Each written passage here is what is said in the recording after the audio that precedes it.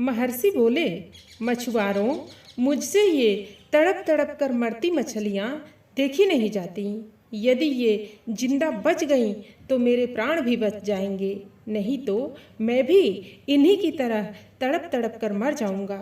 मैं इन्हें इस तरह तड़पता छोड़कर जिंदा नहीं रह सकता।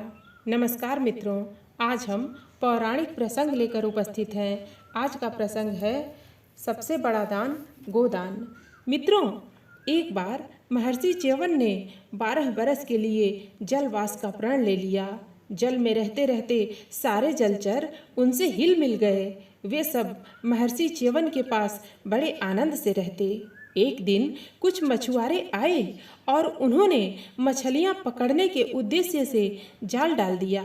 थोड़ी देर बाद वह जाल खींचने लगा। जाल भारी था। मछुआरे बड़े प्रसन्न हुए कि आज जाल में ढेरों मछलियां एक साथ फंस गई हैं। लेकिन यह क्या, जाल जब किनारे लगा तो मछुआरों की सारी खुशी काफूर हो गई। जाल में न सिर्फ छोटी बड़ी मछलियां बल्कि महर्षि भी फंस गए थे। महर्षि को देखकर मछुआरे भयभीत हो गए। उन्हें भय हुआ कि कहीं महर्षि कुपित होकर उन्हें शाप न दे दें। अतः उन्होंने अपने सिर महर्षि के चरणों में टिका दिए। जाल में फंसी मछलियां उथले पानी में छटपटाने लगीं। उनमें से कितनी ही तो जल के अभाव में तड़प तड़प कर मर गईं। मछलियों का इस तरह से मरना महर्षि च्यवन से देखा नहीं गया। मछलियों को मरते देखकर उन्होंने भी लंबा लंबा उच्छ्वास छोड़ना शुरू कर दिया। उनके लंबे लंबे उच्छ्वासों को देखकर मछुआरे और भी भयभीत हो उठे। मछुआरों ने पूछा, महर्षि, आप यह क्या कर रहे हैं? आपको यह क्या हो रहा है? कृपया जल्दी बताइए, हमें डर लग रहा है। महर्षि बोले, मछुआरों, मुझसे ये तड़प तड़प कर मरती मछलियां देखी नहीं जाती। यदि ये जिंदा बच गईं तो मेरे प्राण भी बच जाएंगे, नहीं तो मैं भी इन्हीं की तरह तड़प तड़प कर मर जाऊंगा। मैं इन्हें इस तरह तड़पता छोड़कर जिंदा नहीं रह सकता। महर्षि च्यवन के वचन सुनकर मछुआरे भागे भागे महाराज नहुस के पास पहुँचे और उनसे सारा वृतांत कह सुनाया। यह वृतांत सुनकर राजा नहुस उस स्थल पर पहुँचे और महर्षि को प्रणाम करके बोले, ऋषिवर, आप द्विजों में श्रेष्ठ हैं। कृपया आज्ञा दीजिए कि मैं आपकी क्या सेवा करूं। महर्षि च्यवन ने कहा, महाराज, आप महान हैं। ये मछुआरे बड़े परिश्रम से मुझे और इन मछलियों को अपने जाल में फंसाकर किनारे लाए हैं। आप कृपा करके मेरा और इन मछलियों का मूल्य चुकाकर इन मछुआरों की मेहनत मजदूरी चुका दीजिए ताकि हम सब फिर से जलवास कर सकें। जैसी आज्ञा महर्षि। यह कहकर राजा नहुस ने उन मछुआरों को 1000 स्वर्ण मुद्राएं देने की आज्ञा अपने मंत्री को दे दी। बस यही कीमत है मेरे और इन मछलियों के जीवन की? महर्षि ने आश्चर्यचकित होकर कहा, राजन, ऐसा अनर्थ मत कीजिए। आप यहाँ के राजा हैं, इतनी कीमत तो बहुत कम है।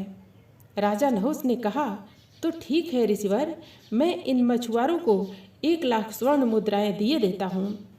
लेकिन महर्षि संतुष्ट नहीं हुए। नहुस धर्म संकट में फंस गए। तब उन्होंने 1 करोड़ स्वर्ण मुद्राओं के साथ साथ पहले अपना आधा राज्य और बाद में समूचा राज्य देने की पेशकश की, किंतु च्यवन के चेहरे पर संतुष्टि के भाव न आए। इस पर राजा नहुस को बहुत दुख हुआ। वह सोचने लगे कि वह ऐसा कौन सा प्रिय कार्य करें जिससे महर्षि च्यवन को संतुष्टि हो जाए। उसी समय एक तपोमुनि वहां पहुँचे। उनका जन्म एक गाय की कोख से हुआ था। तपोमुनि ने कहा, राजन, महर्षि च्यवन को संतुष्ट करने का एक उपाय मैं जानता हूँ, बशर्ते कि आप मेरी बात माने। मित्रों, नहुस ने हाथ जोड़कर कहा, आप आदेश करें मुनिवर। मैं इस समय धर्म संकट में फंसा हूँ। एक ओर मेरी कुल की मर्यादा है जहाँ से किसी को भी दिया गया वचन मिथ्या नहीं हुआ, और एक तरफ मुनि श्रेष्ठ च्यवन की संतुष्टि है। समझ में नहीं आता कैसे संतुष्ट करूं महात्मन च्यवन को। तपो मुनि ने हंसकर कहा, राजन, महर्षि च्यवन द्विज श्रेष्ठ हैं। इनका वर्ण सारे वर्णों में उत्तम है। इनके जीवन का मूल्य आंक पाना संभव नहीं है। इनके जीवन का मूल्य उसी प्रकार नहीं आंका जा सकता जिस प्रकार गायों का।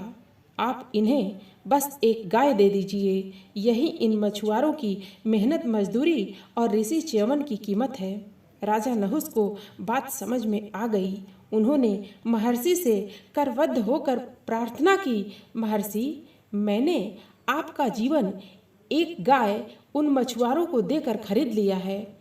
अब कृपया मुझे बताइए कि मैंने आपके जीवन का मूल्य कम तो नहीं आंका है। नहीं राजन, महर्षि च्यवन ने प्रसन्न होकर कहा, आपने मेरे जीवन का मूल्य बिल्कुल सही आंका है। यही मेरे जीवन का उचित मूल्य है। अब मैं उठता हूँ। मेरी दृष्टि में इस संसार में गाय से बढ़कर दूसरा कोई धन नहीं है। राजन, गायों की सेवा से बढ़कर दूसरी कोई सेवा नहीं है। गाय के दर्शन से बढ़कर कोई अन्य दर्शन नहीं है। हमारे समस्त देवी देवता गाय में ही निवास करते हैं।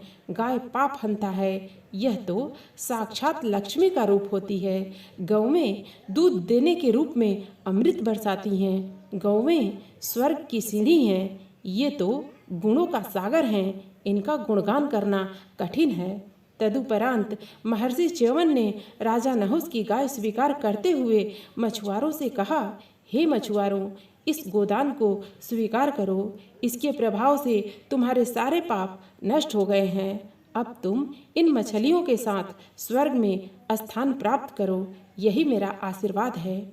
और फिर देखते ही देखते मछुआरे मोक्ष को प्राप्त हो गए।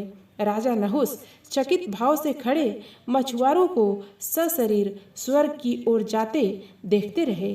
राजा नहुस ने गौ तथा ब्राह्मण च्यवन की पूजा करके राजधर्म में स्थित रहने का वर पाया और तत्परता से राजधर्म के पालन में जुट गए। मित्रों, कहानी आपको कैसी लगी? आप अपने कमेंट्स के द्वारा हमें अवश्य बताएं। कहानी पसंद आने पर वीडियो को लाइक और शेयर करें। ऐसी और पौराणिक कहानियाँ सुनने के लिए हमारे चैनल को सब्सक्राइब कर लें। धन्यवाद।